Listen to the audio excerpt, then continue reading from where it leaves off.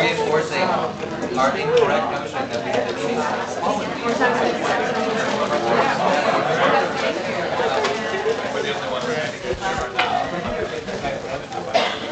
Hey everybody, how's the sound? Can you hear me okay? Okay, we're going to get started in just a minute.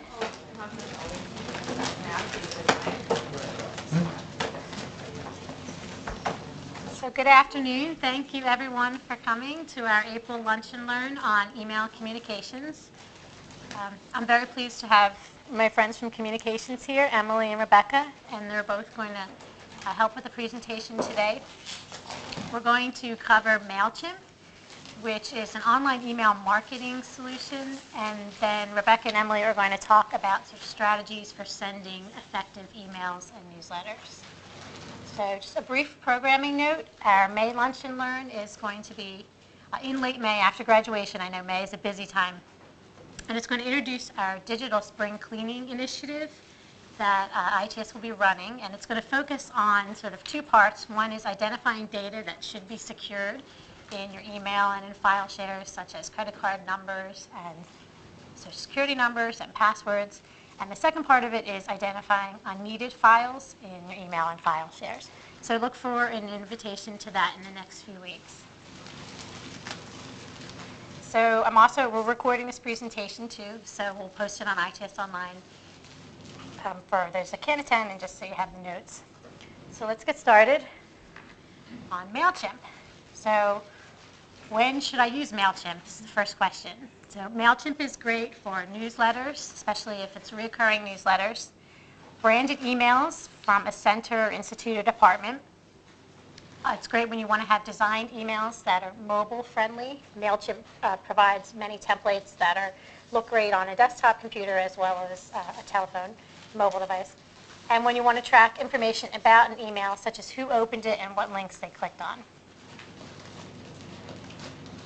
So MailChimp I tried to document the cycle of how you use it. And you basically would create your list first. This is basically the email addresses that you're sending to and name of the person.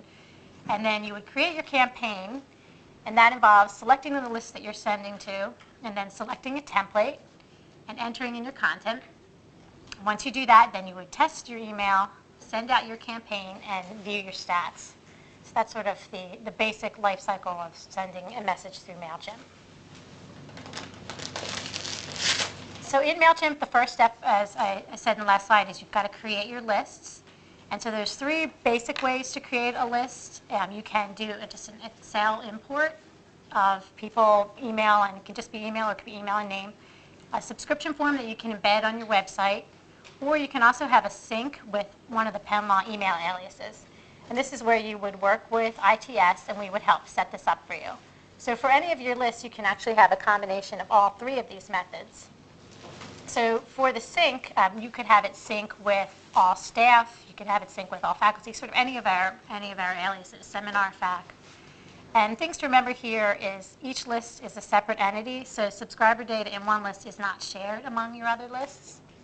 So when a user unsubscribes from one list, they're only unsubscribing from that particular list. So that can help you sort of figure out what kind of list you want to set up. You might want to set up a list, where you're notify people about events that you're having, and then you might want to have another list about asking for donations, so if they unsubscribe from one, they're not unsubscribing from all of your email communications. So by default, I mentioned a list contains an email address and then first name and last name, but you can also add custom fields to your list that can be used for segmenting your list, which I'll discuss in the next few slides. So in this example, I added a custom field called affiliation, which could be 1L, faculty, staff. And when you're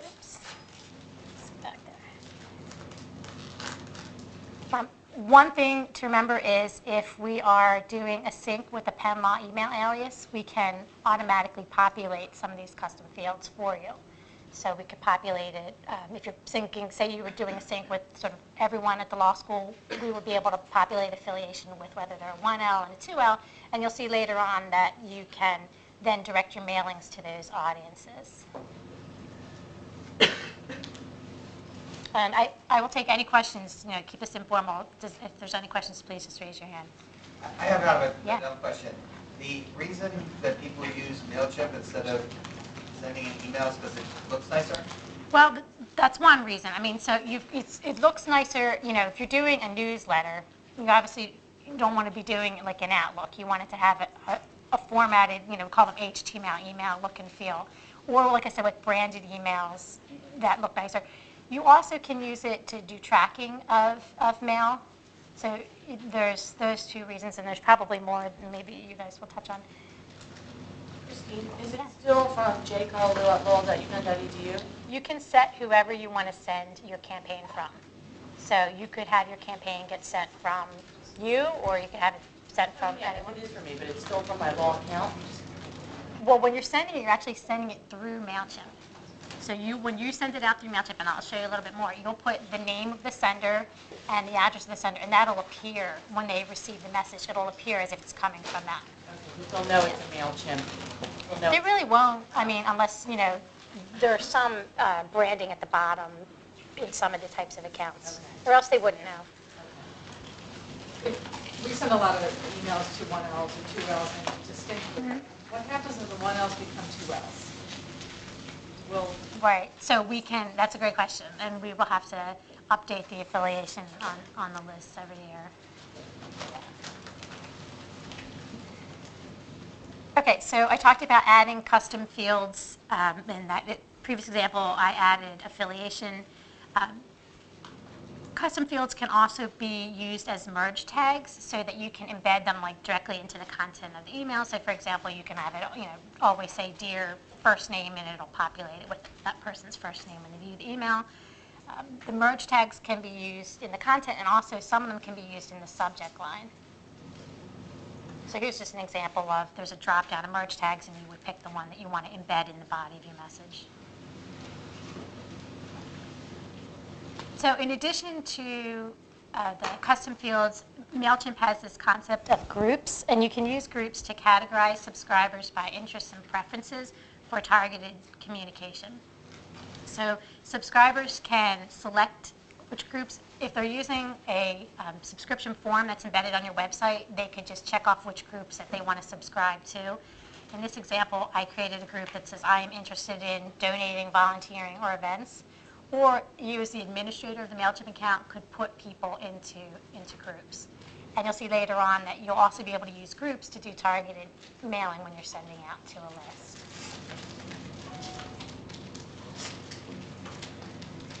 So sending options. So here's where you can use these custom fields and groups to send to a segment of your list, or you could always just send to your entire list, which is what a lot of people do as well. So when you create a segment, you can base it on a lot of different things. The groups, like I just showed in the last example, you could base it on additional fields, like the affiliation field that I added. You could base it on date added, so you only want to send to a portion of your list that signed up in the last 30 days, for example. Or you could base it on email. You only want to send to people on your list that are in the @law domain. So the thing to remember with sort of using segments is it can help prevent against duplication. That way you sort of have one list. The person exists in the list once, but they're segmented out into sort of different areas that you could then potentially mail them on. So here's an example of a segment that I am creating based on this criteria. It's basically all just done through a web form. You would, pick the criteria. You can have up to 5 different criteria that you want to segment your list on. So in this example, I'm segmenting it on a group. I want anyone that meets the criteria that they're either interested in volunteering and they're a staff member. Then they would appear in my segment. When I click Preview Segment, it would filter out all those people.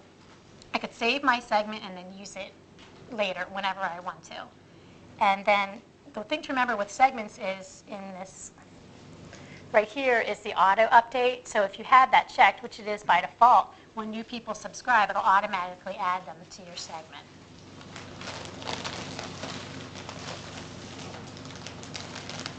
So I had mentioned subscriber forms as a way to add people to your list. So here is an example of just a subscriber form that you could embed on your website, and here is where I'm asking what groups they want that they're interested in that you could then use for segmenting out and doing sort of your targeted mailing. Here's another example of a subscriber form that's embedded into RegBlog. So it can have different looks. So that sort of rounds out the lists. I don't want to get into too much detail. I could probably talk a long time more about lists, but I want to now move forward into templates. So once you've created your list, then you're creating your campaign, and you're picking sort of the look and feel for your email. So there's 3 options with your look and feel. You can either have a custom template, you can use one of their MailChimp's design templates, or they have something called a basic template. So these are some examples of custom templates. In this case, for a custom template, you would work with communications and with ITS to develop the template. Here's one we did for CTIC and for RegBlog. And these exist in MailChimp and can be used over and over again for your mailings. You would just basically replace the content in there. MailChimp has predefined templates. They also call them themes, and they're categorized, so you can have invitations, events, and you basically would just load one up. Most of them work great on a mobile device, and you would replace the image and the text with your own. And then the last option is basic template, which is just doing the layout for you, and then you would drop in like an image that would appear at the top here, and then your text. I think most people probably are using custom templates that they've worked with us on. Any questions about templates? Okay, so just a couple sort of notes about when you're using MailChimp. And I mentioned that one of the steps is testing your message. You want to make sure that you test it, send it to yourself or send it to people in your department before you send it out to 500 people. Proof your contents. So make sure if you're using a default template to remove any of the default content that's in there. And test all of your links. So when you send the message to yourself, make sure you click on all the links. MailChimp has spell check. You want to test it on your mobile devices, and there's also ways to test your merge tags. Another interesting thing that's available in MailChimp is A/B testing that can answer some questions for you when you're sort of trying to do a marketing campaign to find out, for example, do more people open the message if the subject line is this versus that? Or do more people open the message if I send it out on Monday versus Friday? So that's what this A/B testing allows you to do. There's more on I'm not going to get into too much detail except to kind of say that it exists and it's fairly easy to use. When you go in to create a campaign, you can create an A/B testing campaign. And then you can create sort of a percentage of how you'll split your campaign, and it's a cool tool. So if you're really trying to increase how many people open your message and read it, then this might be something you'll want to look at. Every message that gets sent through MailChimp also appears on the web. So they have this tool called Campaign Archives. So you can link to it. So for example, all the ITS newsletters that we have are linked from ITS Online. It's just going to the MailChimp site. And so here is in the email that goes out, it has an option to view it in the browser. And then this is what it looks like. And it has a sort of a way to browse all the past issues. If you're sending out a regular newsletter, it's a good idea to also link it from your website. Christine, Yeah. the past issues option, that would be for that particular campaign. It's for that template, I think, yeah. Because, see, the campaigns are individual. So I have a newsletter template, and I've sent out 4 campaigns, one, 4 times a year. It would have all 4 of those in there. There might be ways to tweak that. We could look at that. Another thing I just want to mention, I'm not going to go over in detail, is that you can do autoresponders in MailChimp. So this is different than a regular campaign in that it doesn't send to the entire list. It's sort of an automated response based on some criteria that you set up. So, for example, You could set up an autoresponder whenever somebody subscribes to your newsletter on the web, through your web form. You could send them an email that says, welcome, we're glad you're interested. You can also use it to do things like send automated birthday messages and automated messages based on some of the custom fields that you have. Okay, and then the last thing I want to talk about is the stats, because that's another interesting use of MailChimp, is you can see who has opened up your message. You can see the number of times. So there's a couple interesting stats you'll want to look at. Open rate, which is the percentage of total recipients who opened it. Opened is the number of recipients that opened the campaign any number of times. So that would be sort of the unique number. So 23 unique people opened it. And then, let me see where they opened. Total opens is 50, so that means a couple people opened it more than one time. If you have something that goes out to which you want a response, does it calibrate those who have not responded so you can send a reminder to? It would like responded You've had an action. like a survey or something. And people haven't signed up, but you want to reach out as a reminder to the other 50. Yeah, it doesn't know like how they've signed up. Yeah. So you can see, I have a slide a little later of who hasn't opened, the newsletter, and you'll know that they haven't responded. But you can't connect it. I mean, it does have integrations with different tools, so there might be ways depending on what tool you're using, but not sort of out of the box. I put a link here to an interesting article about what's causing my low open rate that MailChimp published as well, if you're interested in that. And then the other stat besides open is you want to know the click rate. So the links that you have in your message, how many people have clicked on each link, and the number of recipients that clicked any number of times.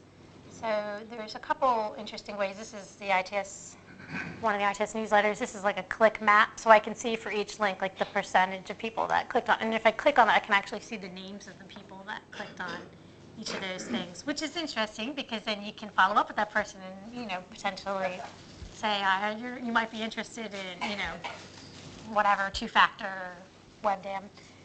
There's also the click performance, which is just like a chart.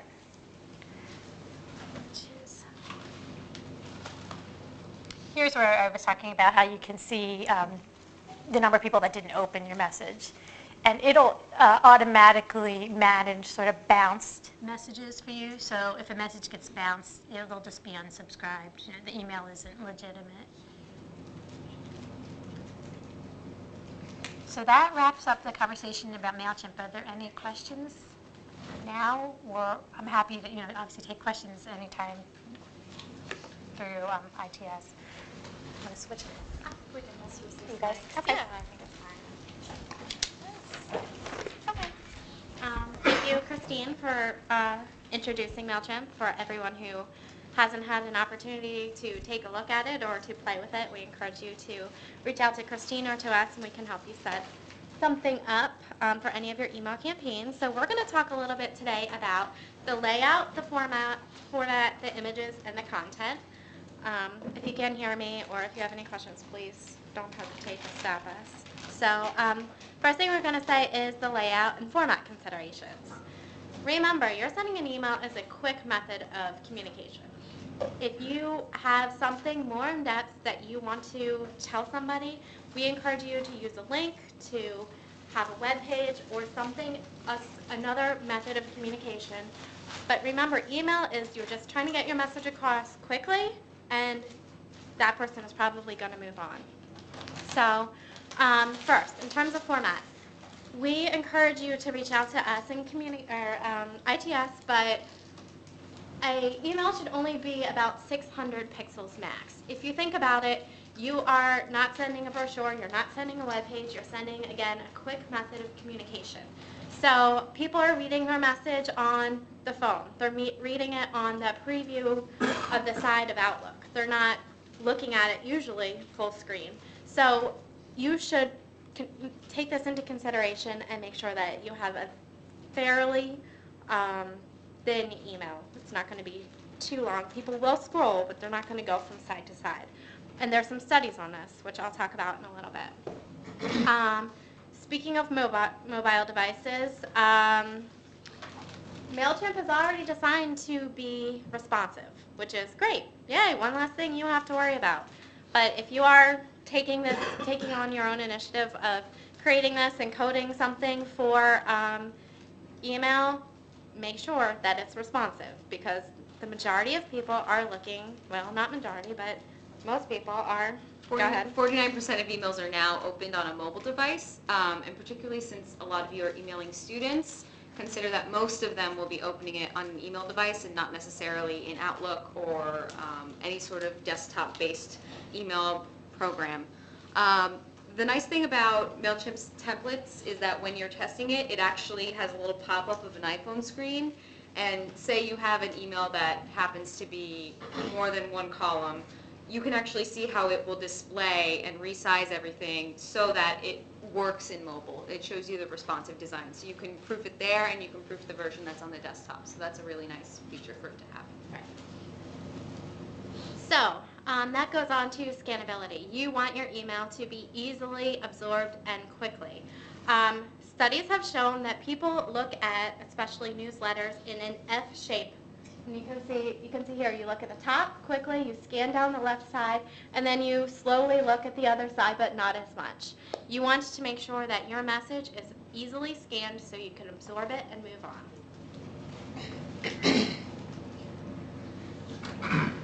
That goes back to this image here. The majority of people only see the top portion of your email.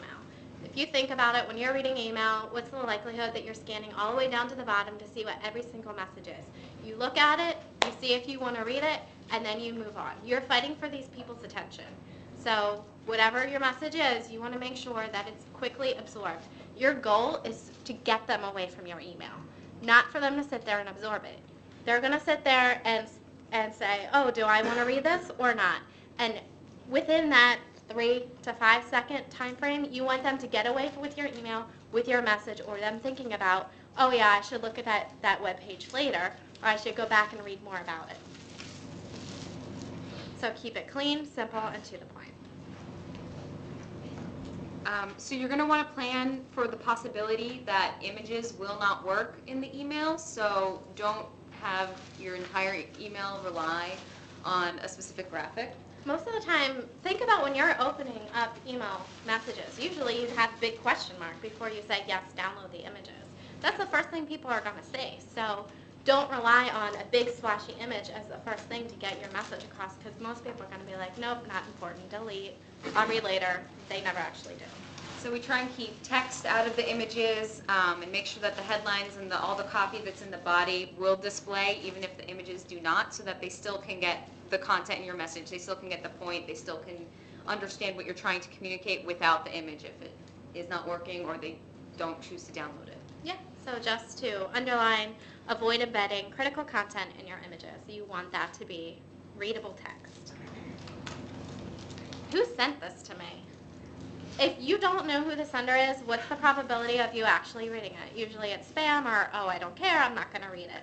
So make sure if it's from the Office of Communications, we say Penn Law Office of Communications. Great, well, at least you know who it's coming from, so that's not a question.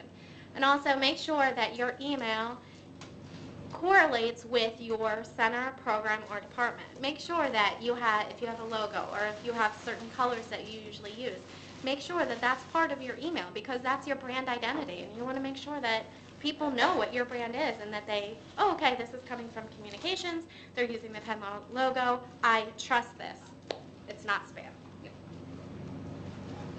So when to send? So as Christine talked earlier, there is A/B testing features in MailChimp. You can try different tests to see what works with your specific segments. This is just a general guideline to when people are opening emails. Usually email open rates are better on the weekend. People are at home. They're not getting quite as much email inundating them, so they're more likely to open it and actually take a look at what it is. Early morning is also good because most people are just checking who's been trying to contact them, who's been trying to reach them throughout the day. It kind of gets lost in the stream of all the emails coming in and messages. So you kind of want to try and focus it then. Obviously, you can't do that for every message. And again, MailChimp has A/B testing, so if you want to try and target your segments a bit more, you can. We're going to talk about images and content. So again, as Rebecca said earlier, you really want to keep it short and sweet and to the point. This is a graphic demonstrating, even in subject lines, like how the difference, the huge difference in open rate based on subject line length. You kind of want to keep it as short as possible. Not everyone will read. If you try and put your whole point of your message in the subject, not everyone even reads that because it'll truncate it. So someone would see final reminder for comp and ... So you kind of want to really focus on what the email is and entice them to open it. So what Emily said, stay focused and keep it simple. Please don't send novels. People aren't going to sit there and read your novel, I promise you. Keep your content limited in scope, and you, again, like I said, you are fighting for your audience's attention. So make sure that if you have a very wordy email, like I said, much like this slide, it's probably too long. Cut it down. Preferably 3 lines or less. 3 seems to be the magic number with emails. So if you have a header and a description underneath, and then a link, do that. That's probably enough. Again, you want to say, oh, that's interesting. I want to learn more. Click, not, I'm going to sit here in front of this email and forget about it or not remember where it went or that kind of stuff. So to speak further about using links, here's an example. I went through different e-newsletters that are nominated for Webbies this year. Which you all voted, right? So this is one from Muck Rack Daily. It's just top headlines, different news stories. And as you can see, they don't rely heavily on images. So if you're sending out just a lot of text-based content, this is a great example of how you can do that successfully. They bold specific names in each paragraph, so if you're scanning it, you can easily pick out what the paragraph is about. They keep it 1, 2 lines, 3 lines maybe at the bottom. They have a different link color. You can clearly see what the headline of the entire section is. It's really easy to read. So you want to use links whenever you can to drive traffic to your site, to expand on a specific idea. You want to include brief text descriptions for those links. And I specifically want to point out that they don't, have text that says, please click here. That's just kind of adding it on. They just link the text that's in the paragraph so people know exactly what they're clicking on. And again, you want to keep it brief. And this brings the subject, where am I linking to? You can use the Penn Law website calendar to contain event information, RSVPs, posters. You can go back after the fact and embed the video from the presentation there. You can kind of keep that as its own individual web page for that if it's a smaller event and you don't have, say, a whole conference website for it. Live Whale CMS also has blurbs, which kind of gives it a text-based blog-like format, and stories, which is what our newsroom uses, where you get the little thumbnail with the description of what the headline is, what the story is. And it's available to all web providers, and there's different sections in each group, so you can have your own little newsroom based on what group you're or web provider for. Housing content outside of the email also helps other people find it. If you send an HTML about an event and it's not on the Penn Law website calendar, people may not randomly come across it. Students might not necessarily see the email, and then if they look at the calendar, they're not seeing it there. You want to consider other ways people can find the information who may not be on your email list and who may not even know that it applies to them. And for student-focused content or content that's more social, Tumblr and Facebook are a good place to house content as well and to include stories or pictures. Okay, graphics. So if you are using graphics, don't use a lot of graphics. You only need a few. I know everybody likes to see a lot of images and that they look nice, but like I said before, if you're housing critical content within an image, sometimes it's going to get missed. So just be careful about what you're using. And also make sure that it's not a pixelated image or that it's not stretched. So, the face is stretched out so it looks like a football or something like that. Consider how, if you were receiving this email, how would you perceive it? So just keep an eye out on that. Also, colors and unreadable text. I'm sure you've all received an email with different colors. You have a dark background and light text, or vice versa. It's very hard to read. Red text, sometimes you have to squint. Just be careful about the colors that you're using in your emails. You want this to be, as Emily said, easily absorbed and you move on. So don't make it too hard for the end user. Christine spoke about this earlier. MailChimp offers you the ability to view in a browser, so always consider that that should definitely be included, and it makes your newsletter shareable. If someone wanted to copy and paste it and send it to someone else, they could do that. And just to go back real quickly, if you have images that are usually housed elsewhere, and also any of your text links, make sure you test all of your links to make sure they work before you send your email, because if you're trying to drive your content or drive the person to a link and it's not working, then the email was a waste of time. So make sure that everything works. So in summary, we basically say simplify. You want to lead with the most important and relevant content. You want to have a clear and simple call to action. So if I'm looking at this for 3 to 5 seconds, I know what this is about, and I can either say I'm going to look at this later or I delete it. You want to catch the reader's attention. Yep, and it seems to me that there's a magic of 3. You don't want to have any more than 3 lines of text. You really don't want to have any more than 3 overall topics. And if you're doing a design that has more than 1 column, don't do more than 3 columns. Because remember, you're trying to keep it fairly thin, or not, you don't want to make it too wide, so no more than 3 columns. So magic of 3, keep that in mind. And remember, you want the end user to explore and to learn more about what you're trying to tell them. So, links. ITS and Communications is always happy to help. Please reach out to us and let us know what we can do for you.